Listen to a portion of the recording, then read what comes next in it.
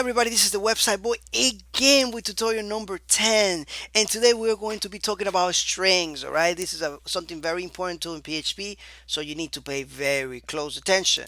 All right, for those of you that are new, make sure that you have your co-editor in place. I use Sublime Text. You can install whatever you want, and if you have one in place already, so disregard this slide. Let's go to the next one. Download your exercise files at the websiteboy.com/snippets. You can also find the table of content for this specific tutorial series at the websiteboy.com, and you can see it on the sidebar for that specific category. All right. So for those of you that want to navigate my course, this is how you do it. Make sure you subscribe right now if you haven't done so already. That way you can get an email every time I upload one of my videos. And it doesn't take much. You don't have to put your name or your email in the subscribe link, okay? So make sure that you do that. For those of you out there that see this thumbs up and like my video, please click it. It helps me out. It gives me a like, and it just keeps me awake at night, and it wakes me up in the morning. So it's really really important, right? For those of you that like my videos, thank you so much, really, from the bottom of my heart. You guys rock. Anyways, let's go ahead and start doing some PHP strings. All right, so let's talk about strings. All right, strings is basically they are a set of characters, and those characters can be letters, numbers, or symbols, and they're going to be defined inside quotation. So you can have strings inside double quotes or single quotes. In a non-programming term, you can think of a string as being text. All right, so any text would be a string. So let's go and open up a document element root, and let's go to our co-editor, and let's drag variables.php in there. Let's do a save as, control S, control shift S, or command S, shift S. So let's do the strings.php. Let's take this stuff out of here and let's save it. Let's open up a browser and let's go to localhost. All right, and we can see here, we click on it and it's empty, right? So if we go like this and type in something like, excuse me, something like echo hello, and we save it and refresh, that's a string, and we are putting it in double quotes. All right, now I can go ahead and let me just put a break tag in here, a new line there to open a new line, and let me just do this in single quotes. All right, so I can do that and save it, and you can see that it writes there too, the same, right? So you can use double quotes and single quotes. Let's do something else. Let's go ahead and make a variable here set that says welcome, right? Let's assign it a string, and this would say hello, right? There we go. And let me just make another variable here that says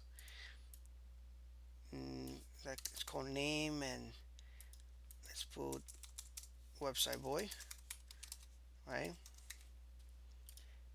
And here I'm going to kind of put this together, and I'm gonna call it welcome message, right? And I'm going to put the welcome, and I'm gonna put a space in there. I'm gonna put this is a string, even though it's gonna be a space, it's still a string. It's considered a string in PHP. And what I'm doing is I'm concatenating this two with a dot. I'm concatenating the variable, the strings, and another variable right here. And this is gonna be called name. All right, and then I'm going to echo this welcome message, right? Save it, and if I refresh, it says hello website boy. You see that? So we were able to do that like this. Now let's go ahead and let's put a br tag in there here. Actually, I can't do that. I have to close it first, so I'm gonna close it. Okay, I'm going to open another PHP tagging here. So I have a separation here. And I'm going to also use inline substitution. All right, inline replacement also people call it. All right, so I'm going to show you how to do an inline replacement. Basically, you have something like this. Let's say, um, okay, let's say you have a variable called, let's say you have that welcome message. You can actually put it in here, welcome message, right? You have that variable, and you say again here, put a br tag in here, and we're gonna close it, right? And so if I refresh, you're gonna see it says hello website boy again. So what we did here is, what PHP did was that it detected that we have a variable inside a string, and actually it was able to output it on the screen. Okay, but now you can only do this with double quotes. All right, if you try to do this the same thing with single quotes, it does not do it. All right, so I'm gonna go ahead and try that and refresh, and you see that now it wasn't able to detect the variable. So it printed out everything in a string. Basically, whatever I put in here was considered a string. It doesn't do it in single quote mode. All right. Now, the problem with this is that you need to get used to actually writing everything double quotes, because let's say for example you have the same message, you have a variable that needs to go together with a string, right? And you don't want a space. There are times when you don't want a space between the string and the variable, right? So let's say for example you have this and you have it in double quotes, right? And I save it and I refresh it.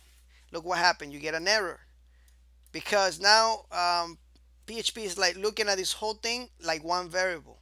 So how can you take care of this problem if you don't want a space between the variable and the string? Very easy.